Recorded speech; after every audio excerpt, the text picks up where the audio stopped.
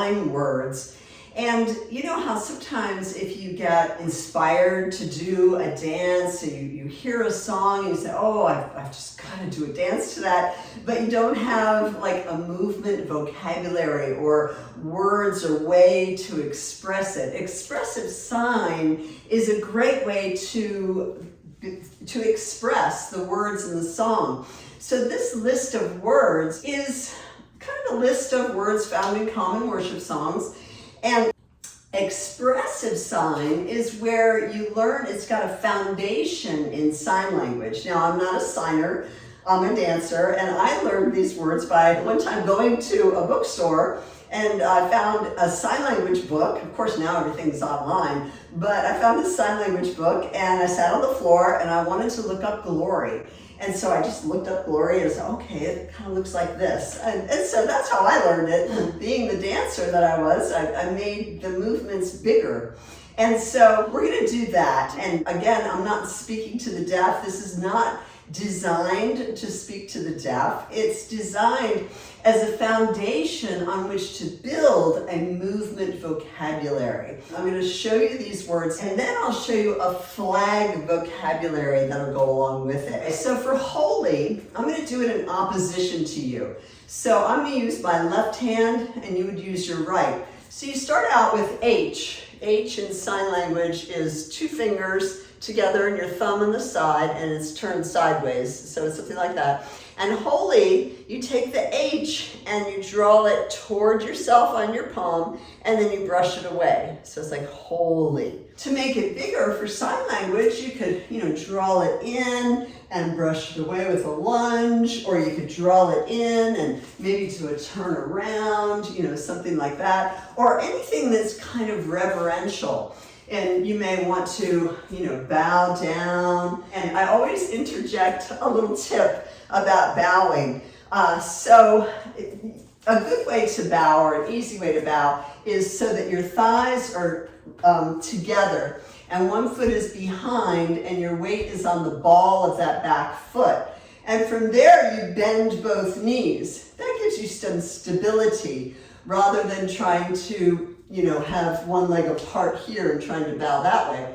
So if your knees are together and you just bend that way. So anything reverential is good for holy.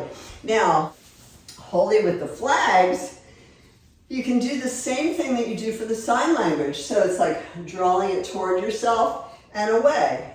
So it's in and away. Or you could do it with a turn, and then you can maybe go the other way. Or go the other way with a turn and then cross the other side like that. Just to give you some ideas. So that's holy. Spirit, you place that middle finger and thumb on your palm, and then you draw little circles up like that. So it's a spirit. Or I've seen it where you bring your thumb and finger together as you pull it up and you spiral around. So for spirit, you can do, a bigger movement like that, or bigger with two hands. You have creative liberty. Or of course, my classic favorite is over the head, stir the soup. So it's like over the head, and then you stir the pot of soup. So it's over the head and stir the soup. It's kind of my signature move. So you can do it with a turn, over the head and stir the soup. Over the head and stirring the soup, like that. And so for flags, you can do the same kind of thing. Over the head, stir the soup. Over the head, stir the soup. Over the head. It's kind of like a figure eight. So you can always do figure eights with that. You can do two hands. Over the head, stir the soup. Over the head, stir the soup. Like that. Or you can do over the head, stir the soup, and go around like that, right? Or two hands going around in a circle. The flag movements are shown in the Perfume of Fire video. I have it on digital download. So the whole flag vocabulary, there's a lot, like almost 2 hours worth of flag information. Father, your palm is flat and your thumb goes to your forehead and it goes out and away from you like that. So it's Father, like that. But you can, of course, make it bigger. So it's like Father. Or you can maybe do it, be creative with it, down like that, or a father and a turn.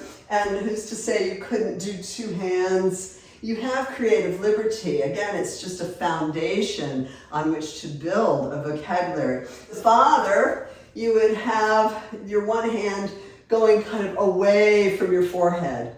So father and around like that. Or you could do two hands, father, away.